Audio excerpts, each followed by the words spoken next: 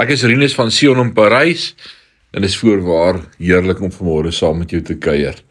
Vanmôre se tema, jou bediening. Ja, elkeen van ons het 'n bediening. En Paulus skryf vir ons in 2 Korintiërs 6 vers 1, as julle medewerkers, smeek ons julle om toe te sien dat julle die genade van God nie te vergeefs ontvang het nie.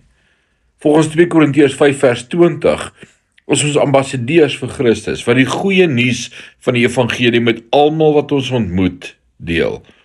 Maar hier is die wonderlikste deel. Ons is werkers, nie net vir hom nie, maar saam met hom.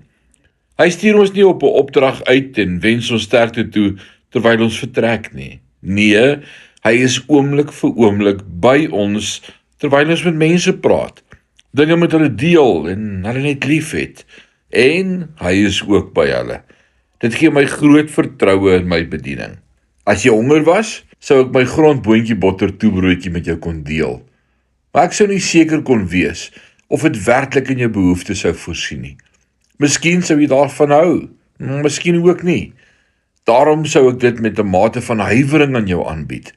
Daar is talle dinge wat ons kan verkoop of deel, waaroor ons huiwerig sou voel. Maar wanneer ons Jesus Christus deel, verdwyn alle huiwering, want hy is gewaarborg. Gevolglik kan ek vir die persoon wat met 'n bekommerde hart na my toe kom sê, laat my toe om nou dadelik saam met jou te bid, want Jesus is werklik hier, en hy sal vir jou vrede gee. Hy sal saam met jou deur hierdie vallei stap. Hy sal homself op die regte manier en op die regte tyd aan jou openbaar. Ek weet dit is so. Ek het nog nooit iemand uitgestuur om die Here te soek, wat teruggekom en gesê het, dit het nie gewerk nie.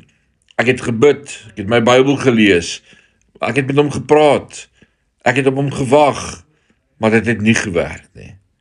Dit is omdat die belofte van Jakobus 4 vers 8 lui, dat as ons nader aan hom kom, hy nader aan ons sal kom. Nie dat hy dalk nader sal kom nie, maar dat hy sal kom. En hierdie dag is dit my gebed vir elkeen van ons, dat jy God naby jou sal beleef en ervaar en weet, hy is met jou. Die Here seën jou. Amen.